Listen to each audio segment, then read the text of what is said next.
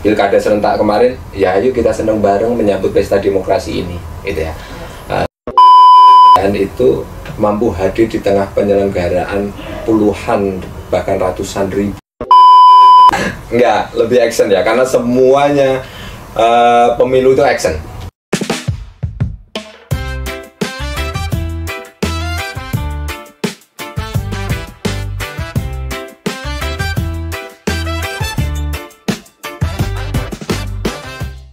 Halo teman pemilih, selamat datang di Delta Podcast bersama saya Rahma yang hari ini akan menemani teman pemilih dalam episode perdana Delta Podcast nih.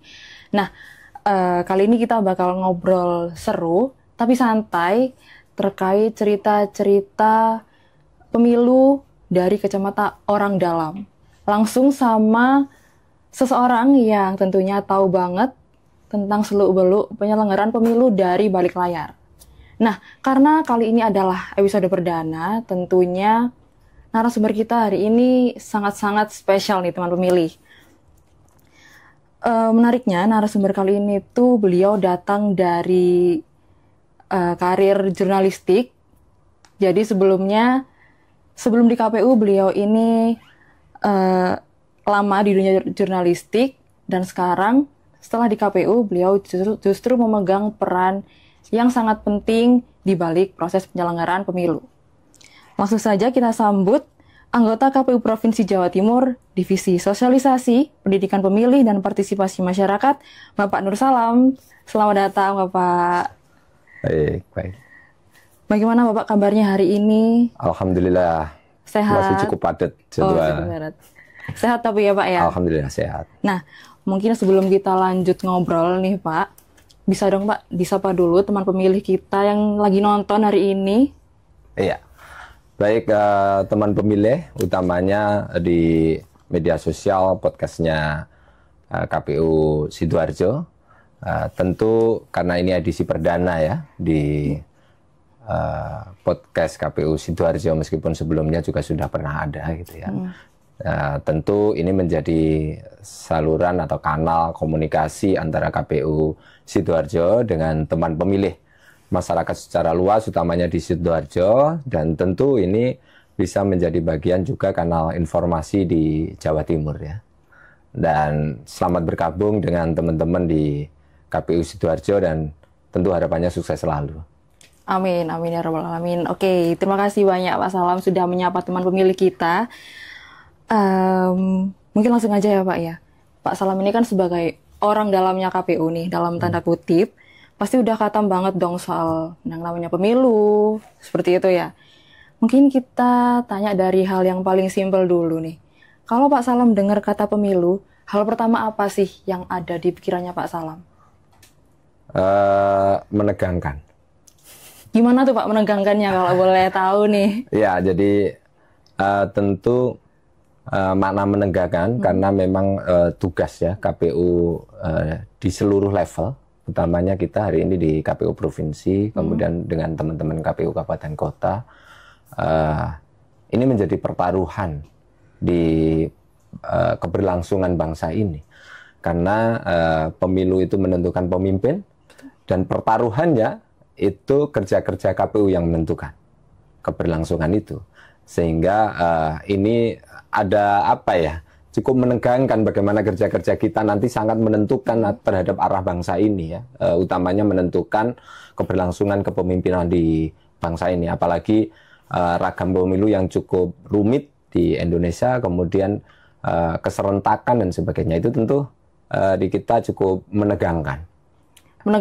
Jadi emang pemilu itu punya nanti punya dampaknya luar biasa buat Indonesia ke depannya Pak ya. Kalau dalam sudut pandang saya sebagai penyelenggara seperti itu, tentu ada sudut pandang yang lain ya, dalam konteks satu kata misalkan mendengar kata pemilu ya, ini pesta demokrasi yang harus kita sambut dengan riang gembira. Nah, tentu kita sudah menjalani itu di Pilkada 2024. Kita menyajikan pilkada yang riang gembira. Tagline-nya seneng bareng karo di Pilgub Jatim kemarin, sehingga satu kata di pelaksanaan pilkada serentak kemarin, ya ayo kita seneng bareng menyambut pesta demokrasi ini, gitu ya. Bersama-sama kita menentukan arah ke depan Jawa Timur. Luar biasa banget memilih ya. Nah, dengan posisinya Pak Salam saat ini sebagai anggota KPU Provinsi Jawa Timur, pasti udah banyak banget dong Pak pengalamannya gitu ya terkait kepemiluan. Nah, ngomong-ngomong soal pengalaman, jadi penasaran nih Pak. Dulu pengalamannya Pak Salam waktu pertama masuk KPU itu seperti apa sih? Apakah menegangkan juga seperti masa pemilu yang sudah dijelaskan tadi mungkin ya? Iya, kalau pengalaman saya tergabung menjadi penyelenggara pemilu di tingkat KPU Kabupaten, dulu di KPU Kabupaten Magetan tahun 2014.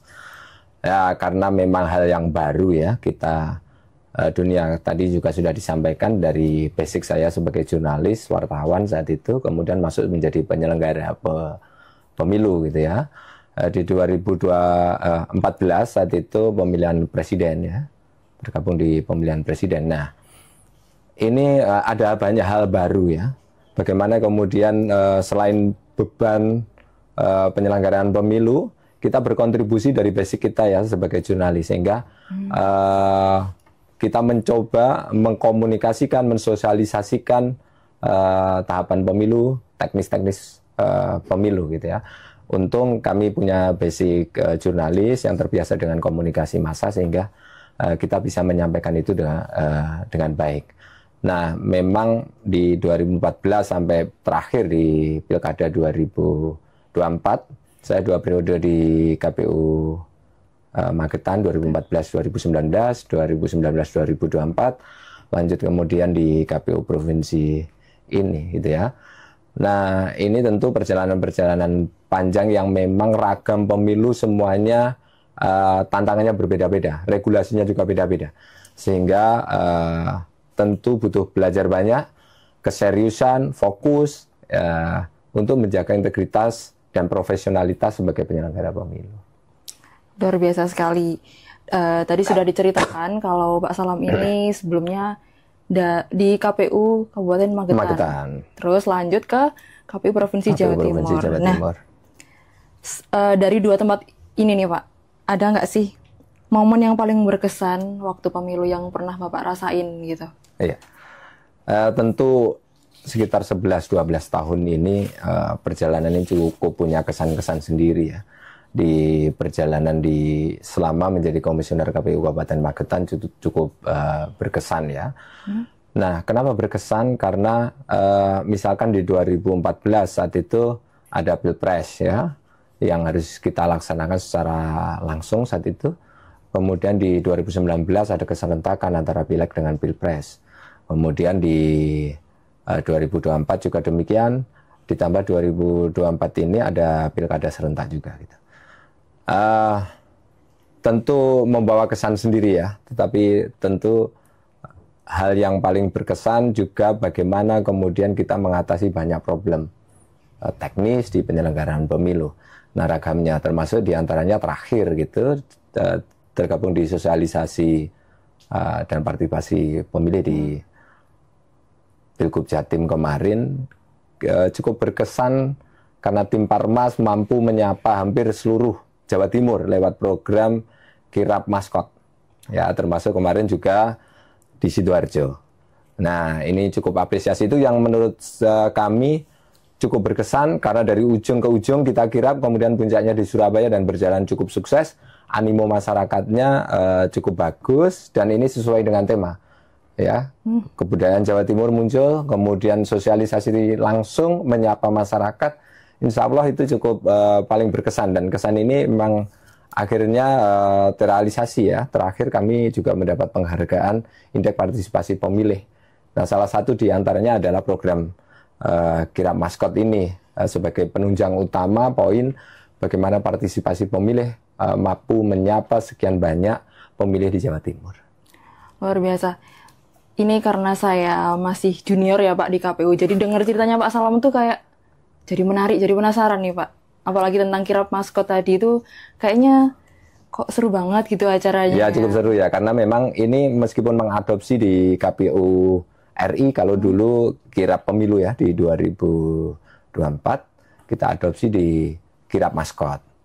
Tetapi ini menjadi program satu-satunya se-Indonesia hanya Provinsi Jawa Timur bersama 38 kabupaten kota di Jawa Timur termasuk di Sidoarjo. Cukup berkesan tentu di Sidoarjo juga membawa warna tersendiri kirap maskot. Bagaimana kemudian pilkada mampu mewarnai pemilih yang asik, seneng bareng, tidak menakutkan. Jadi kesan ketegangan pilkada itu akhirnya bisa terpecahkan lewat satu program kirap maskot itu sehingga. Nah ini cukup spesial ya, tentu teman-teman Sidoarjo, teman-teman pemilih di Sidoarjo bisa mengulang kembali lah memori kemarin saat tergabung bersama teman-teman KPU Sidoarjo, bersama teman-teman Badan Ad Hoc, ada PPK, PPS yang kemudian tergabung semua di kirap maskot itu. Oke, seperti itu. Ceritanya seru banget ya teman pemilih. Dari momennya Pak Salam ini pasti meskipun itu berkesan pasti ada rasa capek juga Pak ya. Ya tentu kalau. Jadi kalau di tahapan pemilu ya teman pemilih, jadi seakan 24 jam itu kurang. Karena dikejar waktu, tahapan yang cukup padat. Sekali lagi 24 jam itu kurang bagi penyelenggara pemilu. Karena full ya, tahapan yang cukup padat dikejar dengan tahapan, banyak perni-perni harus terselesaikan. Gitu ya. Sehingga tentu secara fisik menjadi penyelenggara harus prima, fokus di tengah tekanan pekerjaan yang luar biasa ya. Karena sekali lagi tidak boleh ada kesalahan, kemudian harus penuh perencanaan dan memang harus dikerjakan dengan sangat baik. Kenapa seperti itu? Karena gagal di penyelenggaraan satu TPS saja ini gagal akhirnya pemilu, tidak bisa terekap, gitu ya. Sehingga kita pastikan semuanya dan tentu kerjasama semua pihak dalam hal ini kami cukup mengapresiasi, sukses termasuk di Sidoarjo yang mampu menyelesaikan pilkada untuk bupati dan wakil bupati, termasuk diantaranya sukses di penyelenggaraan untuk pemilihan gubernur dan wakil gubernur. Itu ya, tentu kami mengapresiasi dan Sidoarjo kayaknya juga cukup banyak mendapat penghargaan secara langsung oleh KPU Provinsi Jawa Timur. Luar biasa, bangga sekali jadi bagian dari KPU Kabupaten Sidoarjo, Pak. Tadi kan kata Bapak ini 24 jam itu kurang Pak ya. Tapi kan pasti di Bali itu juga terbayarkan dengan rasa bangganya tentunya. Kalau dari Bapak sendiri, ada nggak sih yang paling bikin bangga bisa jadi bagian dari penyelenggara pemilu mungkin selain dari cerita yang sudah Bapak sampaikan tadi nih? Iya, jadi tentu kebanggaan selain cerita tadi ya, keserentakan kemudian kalau memang nanti ke depan keserentakan ini akhirnya berubah gitu ya, berarti kita di tahun 2024 pilkada serentak, kemudian bersamaan dengan yang hampir beririsan dengan pemilu serentak ya, itu kita mengalami fase sejarah satu-satunya, pertama dan terakhir di situ. Tetapi kita akan menunggu perubahan-perubahan itu ya, kaitannya dengan pelaksanaan pemilu, pilkada dan sebagainya. Nah tentu cukup ada kebanggaan sendiri ya, baik mampu mengantarkan pemilu sukses dan sebagainya. Yang menjadi kebanggaan itu mampu hadir di tengah penyelenggaraan puluhan bahkan ratusan ribu penyelenggara pemilu, baik di tingkat KPPS, PPS, PPK yang bangga. Ini kayak bekerja itu mereka bergerak dengan kesadaran sendiri-sendiri, tugas tanggung jawab masing-masing yang kemudian mampu menyelesaikan. Itu yang menjadi kebanggaan. Bahkan terakhir tentu saking bangganya ya teman-teman di KPU Kabupaten Kota, kemudian KPU Provinsi, di level PPK, PPS itu di akhir masa jabatannya itu akan nggak percaya ini bisa dilalui ya. Dan banyak yang akhirnya kemudian mengenang itu sampai kemudian menangis gitu ya. Ada tekanan, ada pekerjaan yang kemudian harus terselesaikan itu. Itu cukup kita hargai dan itu menjadi secara personal, secara pribadi saya cukup bangga. Itu bagaimana kerja tim se-Jawa Timur, provinsi besar itu mampu sukses dengan bersama teman-teman semuanya ya di penyelenggara dan utamanya teman pemilih Dewan Jawa Timur cukup bangga. Itu ya, Jawa Timur yang kesannya itu secara politik keras karena menjadi salah satu barometer politik nasional, nyatanya adem ayem dan mampu terlalui dengan seneng bareng tadi. jargon seneng bareng mampu direalisasikan dan terwujud oleh teman pemilih di Jawa Timur. Oke, luar biasa banget. Terus di balik rasa bangganya Pak Salam tadi nih, itu pasti kan ada banyak perjuangan-perjuangan untuk melaksanakan dan menyukseskan kegiatan ya Pak ya. Kalau melihat perjalanannya Pak Salam sejauh ini, tantangan apa sih yang paling terasa berat buat Bapak selama jadi anggota di KPU? Tantangan yang paling berat, kalau tantangan di semua tahapannya ada ya. Tetapi yang paling utama memastikan satu hari di hari H coblosan, memastikan karena dikejar waktu, jadi mulai pencoblosan sampai kemudian ditutupnya TPS untuk kemudian dimulai penghitungan suara, mengomando, mengkoordinasikan semua penyelenggara pemilu. Nah, itu yang kemudian cukup tantangan yang luar biasa berat, ya. Hampir kemudian handphone itu nyaris tidak berhenti untuk kita mengkomunikasikan itu dan aktif, sehingga nih teman-teman, tentu saya biasanya menyampaikan tidak boleh handphone lepas dari samping telinga, tidak dalam genggaman lagi tetapi di samping telinga, karena di hari H itu kita mampu mengkoordinasikan, ada persoalan-persoalan, mungkin ada aturan baru, ada informasi baru yang harus disikapi cepat, ya, dengan kemudian geografis kita yang beragam. Nah, itulah yang menurut saya tantangan paling utama itu yang menegangkan, mana menegangkan tadi di hari H mulai persiapan coblosan sampai kemudian penghitungan. Setelah terlalui, kemudian masih banyak hal yang harus disiapkan untuk rekapitulasi suara. Tetapi di hari H itu yang cukup paling menegangkan dan punya tantangan tersendiri. Oke, jadi emang jadi bagian dari KPU itu harus satset gitu Pak ya? Iya, kerja cepat lah ya. Kerja cepat. Nah, dari cerita Bapak tadi, dikejar waktu, terus HP nggak bisa lepas dari telinga, itu apalagi kalau udah hari H, itu kan pasti kedebak-kedebuk gitu Pak ya istilahnya, kedebak-kedebuk. Nah, momen-momen seperti itu kalau diibaratkan sebuah film nih Pak, itu genrenya gimana sih Pak pemilu itu jadinya? Apakah action dengan harus kayaknya tepatnya action ini. Action, nggak horor Pak? Nggak, lebih action ya, karena semuanya pemilu itu action. Oke. Jadi kalau Pak Ketua KPU RI tadi menyampaikan bahwa pemilu ini tidak hanya dalam bentuk teks, tetapi konteks. Orang yang cerdas dalam konteks membaca regulasi juga belum tentu dalam actionnya itu bisa sempurna. Sehingga pemilu ini juga lebih pada action, ya, yang sesuai dengan regulasi. Tetapi action ini butuh regulasi yang kuat. Tetapi sekali lagi action dengan tantangan sepanjang tahapan yang cukup berat.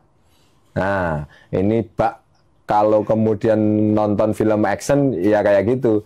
Jadi penuh di sana, ada tenaga, kemudian skill, kemudian tantangan-tantangan tadi gitu ya. Ini yang kalau diibaratkan lebih seru gitu ya, lebih seru dibanding film-film action baik kungfu atau kekinian film-film action kayak apa ya, kayak geng atau apa, itu yang ini lebih. Jadi lebih dari sekedar itu ya, bahkan kalau divisualisasi gitu ya. Kalau action yang dalam bentuk tarung itu hal yang ini lebih dari itu, karena tidak kasat mata, kemudian harus menjalankan banyak hal gitu. Itu yang paling utama ya, bener kayaknya film action yang lebih tepat. Jadi masa pemilu itu lebih action daripada film action, Pak. Oh, iya betul. Mungkin seperti itu. Kalau sebenarnya ya kalau di internal pasti ada dramanya, karena memang banyak hal yang harus dilakukan kan, bergesekan dengan di internal kita yang banyak gitu ya, sesama divisi. Tetapi kayaknya lebih action yang paling menentukan di penyelenggaraan pemilu. Ya kayak film action itu. Oke. Dari pilihannya Pak Salam tadi, film action, berarti emang masa pemilu itu penuh warna, penuh cerita dan juga penuh makna, Pak ya. Betul. Mungkin. Nah ini terakhir nih Pak, sebagai penutup obrolan kita di episode kali ini. Kalau boleh dirangkum dalam satu kalimat, apa nih harapan Pak Salam untuk pemilu ke depannya? Harapan satu kalimat ya. Ya lebih tentu, nggak apa-apa sih Pak, kalau mau. Ya harapan ke depan tentu, karena memang sebelum ke satu kalimat itu bahwa ada banyak tentu harapan-harapan dari banyak evaluasi yang harus kita lakukan, yang jelas bahwa KPU dalam hal ini harus selalu sukses dan jaya selalu. Itu yang menurut saya ke depan, meskipun banyak perubahan, mungkin regulasi yang berubah, kemudian tentu tantangan pemilu yang berubah, tetapi bahwa KPU tetap harus sukses dan harus jaya selalu. Sukses dan harus jaya selalu. Semoga bisa terwujud di pemilu ke depan dan seterusnya, Pak ya. Siap. Dan untuk mewujudkan hal tersebut tentunya itu bukan cuma tugas KPU aja, teman pemilih. Kita juga butuh bantuan teman pemilih untuk menyukseskan pemilu Indonesia ke depannya. Luar biasa banget, hari ini kita udah dapat banyak insight dan cerita menarik dari Pak Salam. Semoga obrolan ini bisa jadi inspirasi buat teman pemilih supaya bisa lebih paham dan makin peduli sama demokrasi di Indonesia. Sekali lagi saya ucapkan terima kasih kepada Pak Salam sudah berkenan jadi narasumber kami. Dan tentunya terima kasih juga untuk teman pemilih yang sudah setia nontonin dari awal sampai akhir. Jangan lupa untuk terus ikuti sosmed KPU Sidoarjo dan nantikan episode Delta Podcast selanjutnya. Saya Rahma pamit undur diri, terima kasih, sampai jumpa.